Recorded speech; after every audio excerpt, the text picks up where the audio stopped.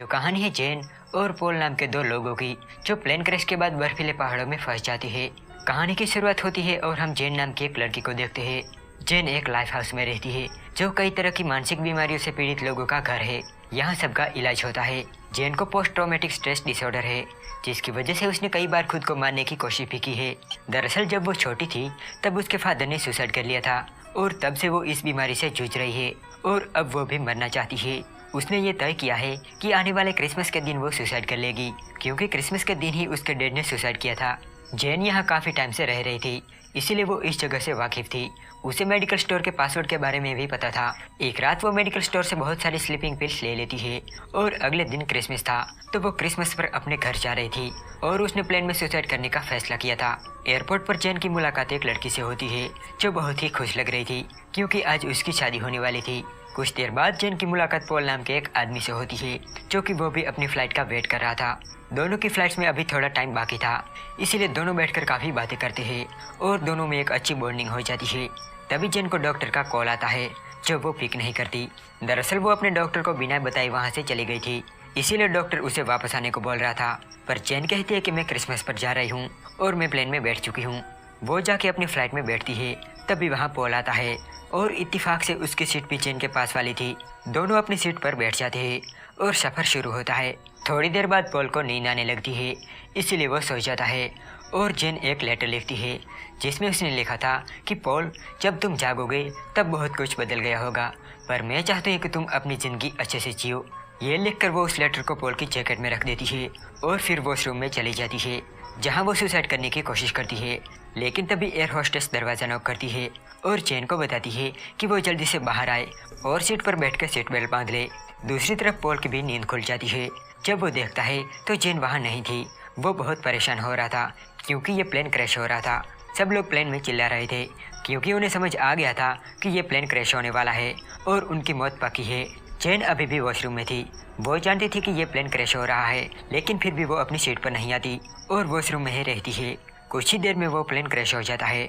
जब उसे होश आता है तब वो देखती है कि उसके सर पे चोट लगी है और बहुत खून बह रहा है। उसे बाहर से एक औरत के चिल्लाने की आवाज़ सुनाई देती है। जब वो बाहर निकल कर देखती है तो वो देखती है कि हर जगह प्लेन का मलबा बिखरा पड़ा है और हर जगह लोगों की लाशें पड़ी है। तभी उसकी नज़र उस औरत पर जाती है जो चिल्ला रही थी। ये वही औरत थी जो जेन को एयरपोर्ट पर मिली थी और उसकी शादी होने वाली थी, लेकिन उसकी चोट जानलेवा होती है और वो अपना दम तोड़ देती है। ये देख के जेन को बड़ा सदमा लगता है, क्योंकि वो ऑलरेडी एक दिमागी मरीज थी। उसकी सांसें फूलने लगती है और वो इधर उधर भागने लगती है। रात का टाइम था और ठंड भी बहुत थी। वो प्लेन के एक हिस्से में जाती है जहाँ पर भी उसे सिर्फ लाशें ही पड़ी मिलती है। ये देख के वो बहुत डर जाती है, क्योंकि उसे लगता है कि उस प्लेन क्रैश में वो ही अकेली बची है। लेकिन तभी उसे एक आदमी की आवाज़ सुनाई देती है जो हेल्प के लिए चिल्ला रहा था। जेन भागकर उस आदमी के पास जाती है और उसे बाहर निकालती है। वो आदमी और कोई नहीं बल्कि पॉल होता है। पॉल कहता है कि हमें शेल्टर ढूंढना होगा, तो जेन उसे लेकर प्लेन के एक हिस्से में जाती है। ये प्लेन का वॉशरूम होता है जो ठंडी हवाओं को अंदर आने से रोकता है। पॉल को पेट में अंदरूनी चोट लगी थी, जिस वजह से उसे बहुत दर्द हो रहा था। दोनों ठंड से मर रहे थे, इसलिए दोनों एक दूसरे के करीब आते हैं और जैसे तैसे वो रात गुजारते हैं। बाहर तूफानी हवाएं चल रही थी और दोनों बहुत ही डरे हुए थे। वो हिसाब लगाते हैं कि उनके पास कितना खाना बचा है। जब सुबह होती है तब जेन प्लेन से बाहर निकलती है। तब उसे समझ आता है कि वो दोनों इन बर्फीले पहाड़ों में फंस चुके हैं, जहाँ दूर दूर तक कोई बस्ती का नामो निशान नहीं है। पॉल जेन से कहता है कि हमें चलते रहना होगा, क्योंकि हमारे पास बहुत ही कम खाना बचा है और मुझे नहीं लगता कि इन पहाड़ों पर हमें कोई ढूंढने आएगा। जेन कहती है कि अगर तुम जाना चाहते हो तो जा सकते हो, लेकिन मैं यहीं रहूँगी। पॉल उसे समझाता है, पर वो उसकी बात नहीं मानती, तो पॉल अकेला ही जाने लगता है। दरअसल जेन अभी भी सुसाइड करना चाहती थी, इसीलिए वो अपने साथ एक शीशे का टुकड़ा रख लेती है जिससे वो सुसाइड कर सके, और पिल्स तो उसके पास थी ही। लेकिन थोड़ी देर बाद जेन अपना माइंड चेंज कर लेती है और पॉल के साथ जाने को तैयार हो जाती है और दोनों धीरे धीरे पहाड़ों से नीचे उतरने लगते हैं। रास्ते में उन्होंने कई मुसीबतों का सामना किया और अपना सफ़र जारी रखा। पॉल हमेशा जेन को हिम्मत देता था और उसे मोटिवेट करता था। चलते चलते एक जगह ऐसी आती है जहाँ से नीचे उतरना नामुमकिन था। अब वो दोनों ऊपर भी नहीं चढ़ सकते थे, तो पॉल को एक आइडिया आता है। वो पेड़ पर जंप लगाता है, जिससे उसके गिरने की रफ्तार कम हो जाती है और इस तरह से वो बिना किसी गंभीर चोट के नीचे आ जाता है। वो जेन को भी जंप लगाने को कहता है और इस तरह जेन भी सुरक्षित नीचे आ जाती है। जेन कहती है कि हमें आराम करना चाहिए, पर पॉल कहता है कि हमें चलते रहना होगा और वो दोनों यही करते हैं। वो काफ़ी देर तक चलते हैं, पर अब जेन थक चुकी थी और उससे अब बिल्कुल भी चला नहीं जा रहा था। पॉल को एक कैब नजर आती है और वो जेन को आवाज़ लगाता है कि हम यहाँ रुक सकते हैं, लेकिन जेन को उसकी आवाज़ सुनाई नहीं दे रही थी। तभी पॉल की नज़र एवलांच पर पड़ती है जो कि सीधा जेन की तरफ बढ़ रहा था। इससे पहले कि जेन कुछ कर पाती वो बर्फ़ के नीचे दब जाती है। पॉल उसकी मदद करने के लिए दौड़ता है और उसे बर्फ़ में ढूंढने लगता है। जेन का भी अब दम घुट रहा था और उसे अब लगने लगा था कि अब वो मरने वाली है, पर तभी पॉल उसे ढूंढ लेता है और उसके चेहरे से बर्फ़ हटाता है। जेन ठंड की वजह से जम चुकी थी। पॉल उसे लेकर कैब में जाता है जहां वो जेन को लेटा देता है और वहां ठंड भी बहुत कम थी। थोड़ी देर बाद जेन को होश आता है और वो पॉल का शुक्रिया अदा करती है। पॉल कहता है कि जब मैंने तुम्हारी टिकट देखी तब मैंने जानबूझकर मेरी सीट चेंज करवा दी थी ताकि मैं तुम्हारे पास बैठ सकूं। वो कहता है कि जब मैंने तुम्हें एयरपोर्ट पर पहली बार देखा तब से ही मैं तुम्हें लाइक करने लगा था। जेन पॉल को अपने बारे में सब कुछ बता देती है कि वो क्रिसमस से नफरत करती है क्योंकि उसी दिन उसके डैड ने सुसाइड किया था, और वो ये भी कहती है कि वो भी सुसाइड करना चाहती थी। अब पॉल की हालत भी बिगड़ती जा रही थी क्योंकि उसे चेस्ट पर चोट लगी थी। वो चलना तो चाहता था, पर जेन उसे एक रात रुकने को कहती है ताकि पॉल को थोड़ा आराम मिले और वो दोबारा चल पाए। अब अगली सुबह दोनों फिर से अपने सफ़र पर चल पड़ते हैं। बर्फ़ की चट्टानें और हर मुश्किलों का सामना करते हुए वो बहुत दूर आ गए थे और अब उन्हें जंगल भी नज़र आ रहा था। पर पॉल की हालत अब बिगड़ती जा रही थी और अब उसे चलने में भी बहुत दिक्कत हो रही थी, लेकिन फिर भी वो चल रहा था। दोनों शायद दिल ही दिल ये जानते थे कि यहाँ उनके मरने के चांस बहुत ही ज़्यादा है। चलते चलते पॉल एक रिवर को देखता है और वो खुश होकर जेन को बताता है कि हमें रिवर मिल गई है जो हमें किसी बस्ती या किसी कस्बे तक ज़रूर पहुँचाएगी। लेकिन तभी उसका पैर फिसलता है और वो पहाड़ी से नीचे गिर जाता है।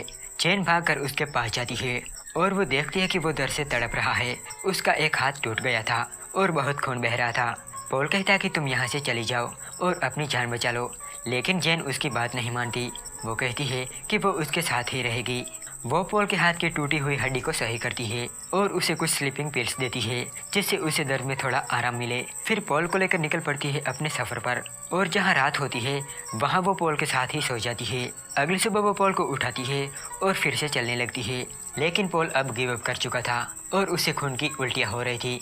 वो जेन से कहता है कि तुम यहाँ से चले जाओ, तुम मेरी फिक्र मत करो, मैं ठीक हूँ, पर तुम मेरे लिए मदद लेकर आओ। अगर तुम मेरे साथ रहोगी तो हम दोनों ही मारे जाएंगे।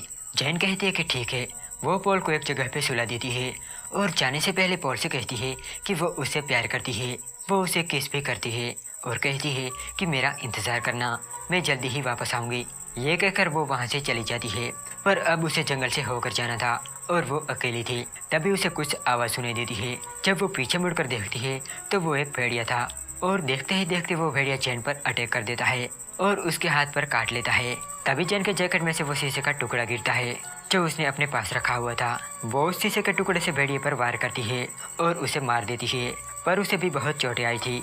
वो अपना सफ़र जारी रखती है और नदी को पार करके वो एक रोड तक पहुंच जाती है, लेकिन अब उसमें बिल्कुल भी हिम्मत नहीं थी, इसीलिए वो रोड पर गिर जाती है और बेहोश हो जाती है। जब उसे होश आता है तब वो हॉस्पिटल में थी। वो तुरंत पॉल को याद करती है, पर डॉक्टर उसे कहते हैं कि आपको आराम की ज़रूरत है, और वो फिर से बेहोश हो जाती है। 2 दिन बाद जब उसे होश आता है तब उसकी मम उसके सामने होती है। जेन पूछती है कि पॉल कहाँ है, मुझे पॉल के पास जाना है। तब जेन की मम उसे बताती है कि पॉल अब नहीं रहा, उसकी भूख प्यास और खून बहने की वजह से मौत हो गई। रेस्क्यू टीम को पॉल के पास से एक लेटर मिला है जो उसने तुम्हारे लिए लिखा था। तुम एकलौती ऐसी लड़की हो जो उस प्लेन क्रैश में बच गई और बाकी सब मारे गए हैं। उस लेटर में पॉल ने लिखा था कि डियर जेन, तुम जहाँ भी जाओगी मैं हमेशा तुम्हारे साथ रहूँगा। जेन उस लेटर को पढ़कर रोने लगती है। वो हमेशा से सुसाइड करना चाहती थी, पर अब उसे समझ आ गया था कि लाइफ क्या होती है। वो इंसान जिसने जेन को जिंदा रहने के लिए मोटिवेट किया, आज खुद वो उसे अलविदा कहकर चला गया, और ये बातें जेन को बहुत सताती है। और इसी के साथ ये मूवी एंड हो जाती है।